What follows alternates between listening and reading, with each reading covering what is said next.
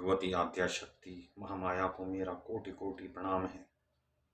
तो देवी भागवत पुराण के श्रोताओं, अब हम तीसरे स्कंध में प्रवेश कर रहे हैं। जन्मेजय ने पूछा, भगवान आपने अंबा यज्ञ अर्थात परम पवित्र नवरात्र व्रत करके उसके द्वारा देवी की आराधना करने की आज्ञा दी है। तो हम तो देवी के बारे में कुछ जानते ही नहीं, पता ही नहीं कि वह देवी कौन है, कहाँ से प्रकट हुई है और उनका क्या उद्देश्य है, वे कौन से गुणों से विभूषित हैं। देवी जगदम्बा नाम से तो कुछ भी ज्ञात नहीं होता। तो आप कृपया बताइए कि देवी जगदम्बा जिनको हम कहते हैं वे देवी कौन है, उनका स्वरूप क्या है। हे दयानिधे, उनकी पूजा का क्या विधान है।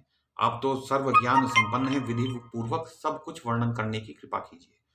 तो क्योंकि भूदेव ब्रह्मांड के विषय में जो कुछ कहा गया है और वो सब आप यथार्थ रूप से जानते हैं। मैंने सुना है कि ब्रह्मा, विष्णु और रुद्र ये तीन सगुण देवता हैं। क्रमशः सृष्टि, पालन और संहार के कार्य का उत्तरदायित्व इन तीनों पर रहता है। पराशर नंदन व्यास जी, अब मैं इन सब के बारे में विस्तार पूर्वक सुनना चाहता हूँ, आप बतलाने की कृपा करें। तो व्यास जी कहते हैं, राजन तुम्हारी बुद्धि बड़ी विशाल है। व्यास जी उनके पूर्वज हैं। व्यास जी से ही तो ये धृतराष्ट्र और पांडु पैदा हुए और फिर उनसे ही ये सब पांडव हुए और उसके बाद ये परीक्षित और उसके बाद ये जन्मेजय। तो व्यास जी तो उनके पड़ बाबा हुए, उनके दादाजी हैं व्यास जी, पड़ दादाजी। तो व्यास जी कहते हैं, राजन तुम्हारी बुद्धि बड़ी विशाल है। अभी तुमने जो पूछा है कि ब्रह्मा आदि की उत्पत्ति कैसे हुई, सो वह महान कठिन विषय है, क्योंकि इसको कोई यथार्थ रूप से नहीं बता सकता कि ये सब बातें, ये घटनाएं किस प्रकार से घटित हो पाती हैं। इसके विषय में अनेक प्रश्न उठ जाते हैं कि ये देवता कैसे उत्पन्न हुए, ये सृष्टि कैसे बनी। सो यही प्रश्न पूर्व काल में मैंने नारद जी से किया था, जो ब्रह्मा जी के पुत्र हैं। तो उन्होंने जो उत्तर दिया वो मुझे याद है। राजन, मैं तुम्हें बताता हूँ, सुनो। एक समय की बात है, गंगा के तट पर सर्व ज्ञान संपन्न मुनिवर नारद जी विराजमान थे। वेद के सर्वोत्कृष्ट ज्ञाता उन मुनि का मुझे दर्शन हुआ। तो नारद जी का दर्शन तो बड़ा ही दुर्लभ है। बड़े ही वो सौभाग्यशाली लोग हैं जो महामुनि ब्रह्मर्षि नारद जी का दर्शन कर पाते हैं। वे बड़े शांत स्वरूप थे। उन्हें देखकर मुझे बड़ी प्रसन्नता हुई कि आज नारद जी के दर्शन हो गए और मैं सामने जाकर उनके चरणों पर लौट गया। तो जब कोई इतने बड़े ऋषि मिले या भगवान सामने आए तो हम लौट जाते हैं जमीन पे, धरती पर, और हाथ जोड़ देते हैं। हम ये परवाह नहीं करते कि हमारे कपड़े फट जाएंगे या गंदे हो जाएंगे। भाई, भगवान के सामने तो लौटना ही अच्छा लगता है तब। और फिर ये परवाह नहीं करनी चाहिए कि हम खड़े रहे हैं, हमारे हाथ में मिट्टी लग जाएगी, ये सब नहीं। तो भगवान को तो साष्टांग ही प्रणाम किया जाता है। और ऐसे बड़े बड़े मुनि, जो प्रसिद्ध मुनि है, जैसे जैसे देवर्षि नारद हैं, तो उनकी भी यही बात है। तो उन्होंने जब आज्ञा दी तब समीप में ही एक सुंदर आसन पर मैं बैठ गया। उस समय मुनिवर नारद जी गंगा के तट पर एक निर्जन स्थान में बिछी हुई बालू पर बैठे थे। तो गंगा के किनारे जो बालू थी, रेत थी, उस पर वो बैठे हुए थे। कुशल प्रश्न करने के पश्चात मैंने नारद जी से पूछा, मैंने कहा, मुने, आप तो बुद्धिमान हैं, मुझे यह बताने की कृपा कीजिए कि इस विस्तृत ब्रह्मांड के प्रधान कर्ता कौन है। मुनिवर, यह ब्रह्मांड कहाँ से उत्पन्न हो गया। अब ये जो हम ब्रह्मांड देखते हैं, सृष्टि देखते हैं, जिसमें कि आकाश है, धरती है और फिर समुद्र है और पाताल का वर्णन सुनते हैं, 7 लोकों का वर्णन सुनते हैं, 7 पातालों का, और ये 14 भुवन हो जाते हैं, 7 स्वर्ग और 7 पाताल मिला के, और धरती बीच में। तो ये कहाँ से उत्पन्न हो गया है द्विजवर। साथ ही यह भी बतलाइए कि यह ब्रह्मांड विनाशशील है कि यह सदा रहने वाला है। क्या इसकी रचना करने वाला कोई एक है या बहुत से प्रभु इसके रचयिता है। कर्ता के अभाव में कार्य का होना असंभव है। कुछ लोग कहते हैं कि ये ब्रह्मांड तो अपने आप पैदा हो गया, लेकिन मुझे लगता है कि कोई कर्ता तो होगा, कोई बनाने वाला तो होगा, तभी कार्य संपन्न हुआ। तो कुछ लोग, अब बहुत से मत हैं इस विषय में। अब ये कह रहे हैं व्यास जी नारद जी से कि हे प्रभु, इस विषय में बहुत से मत हैं। जैसे कि कुछ लोग भगवान शंकर को परम कारण मानकर जगत का रचयिता बताते हैं। वे कहते हैं कि उनका कभी जन्म और मरण होता नहीं, भगवान शंकर का। देवादिदेव भगवान शंकर अविनाशी पुरुष हैं, वे आत्मा में रमण करने वाले हैं, वो सदा आत्मा के चिंतन में रहते हैं, आत्म स्वरूप में स्थित रहते हैं। देवताओं पर भी उनका शासन बना रहता है, तो जितने इंद्र आदि देवता हैं वो सब उनके अधीनस्थ हैं। और तीनों गुण होते हुए भी वे उन गुणों से निर्लिप्त रहते हैं, क्योंकि उनका साकार स्वरूप है तो तीन गुण तो होंगे ही। जो भी वस्तु साकार है, जो भी प्राणी है, सब वो तीनों गुणों से भावित तो रहते ही हैं, लेकिन वो निर्लिप्त रहते हैं, उनसे वो उन गुणों का उन पर प्रभाव नहीं पड़ पाता, क्योंकि वो अपने आत्मा के स्वरूप में रहते हैं। तो आत्मा या जो निर्गुण स्वरूप में स्थिति है उसमें गुणों से प्रभावित नहीं होना चाहिए।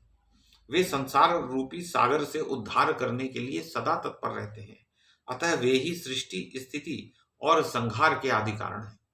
तो क्योंकि वो ही सबसे बड़े हैं, वो आत्मस्वरूप में रहते हैं, तो वही हैं जो सृष्टि करते हैं और स्थिति रखते हैं संसार के, और संहार के मुख्य कारण तो वही शंकर को बताते हैं बहुत से लोग। और लेकिन दूसरे कुछ लोग हैं वो कहते हैं कि भाई भगवान विष्णु ही जो है वही है वास्तव में। तो देखा जाए तो वे शक्तिशाली पुरुष हैं, भगवान विष्णु अव्यक्त हैं, अखिल ऐश्वर्यों से संपन्न है, परम ब्रह्म पर ब्रह्म परमात्मा है। उनकी कृपा से भक्ति और मुक्ति दोनों सुलभ हो जाती हैं। तो सब लोग विष्णु भगवान के बारे में बहुत प्रशंसापूर्ण वचन कहते हैं कि वे शांत स्वरूप हैं, सभी और उनका मुख है, क्योंकि जो ब्रह्म पुरुष हैं, जो ब्रह्म रूप है, जो प्रभु हैं, उनका सब और चरण, हाथ, पैर, मुख कहे गए हैं। तो ब्रह्म का स्वरूप इस प्रकार है, और वो सर्व स्वरूप भी हैं। जो जितनी भी चीजें हमें, वस्तुएं, व्यक्ति दिखाई देते हैं, स्थान दिखाई देते हैं, वो सब ब्रह्म ने ही वो सब रूप धारण किए हुए हैं। तो वे व्यापक पुरुष हैं। तो पर ब्रह्म परमात्मा जो है वे व्यापक पुरुष हैं। विश्व को शरण देना उनका स्वभाव ही है, वे कभी जन्मते और मरते नहीं। तो भगवान विष्णु का भी स्वरूप वही है जो परब्रह्म का स्वरूप है, और वो भी भले ही उनका शरीर छूटता लगे, लेकिन वो कभी जन्मते और मरते नहीं है। और ब्रह्म की भी बात यही है। दूसरे कुछ लोग ब्रह्मा जी को सृष्टि का कारण बताते हैं, वो कहते हैं भाई ब्रह्मा जी ने की है सृष्टि। तो उनका कथन है कि ब्रह्मा जी ही सर्ववेत्ता पुरुष हैं, संपूर्ण प्राणियों की प्रगति का श्रेय उन्हीं के ऊपर है। वे देवाधिदेव चतुर्मुख ब्रह्मा विष्णु के नाभि कमल से प्रकट हुए। कुछ दूसरे वेदवादी जन सर्वेश सूर्य को जगत सृष्टा कहते हैं। अब एक कथा ये भी आती है कि ब्रह्मा जी कैसे प्रकट हुए, कि ब्रह्मा जी और विष्णु में विवाद हो गया कि कौन श्रेष्ठ है। तो विष्णु भगवान कहने लगे तुम मेरे मुख में प्रवेश कर जाओ, मेरे उदर में तुम प्रवेश कर जाओ।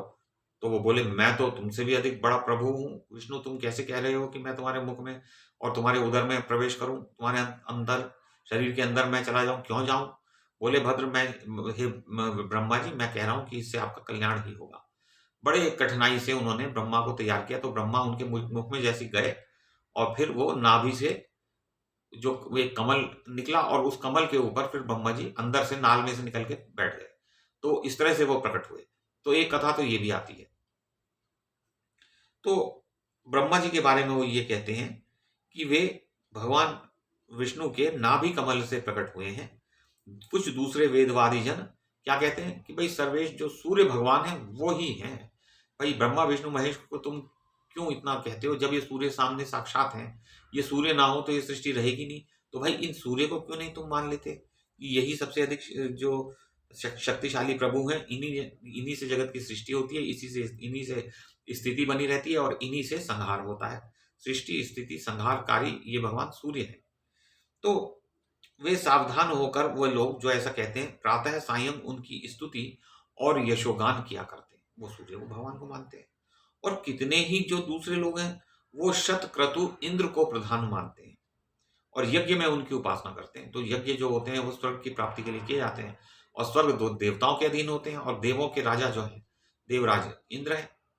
तो इंद्र की लोग उपासना करते हैं। वे कहते हैं कि देवराज इंद्र के 1000 आंखें हैं, तथा वे संपूर्ण प्राणियों के साक्षात स्वामी हैं। भाई इसमें कोई संदेह क्यों करते हो तुम लोग, वो तो साक्षात स्वामी हैं भगवान इंद्र। यज्ञेश, सुरेश एवं त्रिलोकेश कहलाने का उन्हें अधिकार प्राप्त है। तो त्रिलोकी के स्वामी हैं भाई, तो जब वो हैं सामने तो किसी और की तरफ क्यों देखते हो तुम। तो ये ऐसे कहते हैं। तो वे शची के स्वामी, यज्ञों के भोक्ता। अब उनकी पत्नी शची है जो पुलोमा दैत्य की पुत्री है, जो पुलोमा दैत्य की पुत्री शची है, उनके पति ये देवराज इंद्र हैं, पुरंदर जिनका नाम है। और यज्ञों के भोक्ता सोमरस पीने वाले एवं सोमों के प्रेमी हैं।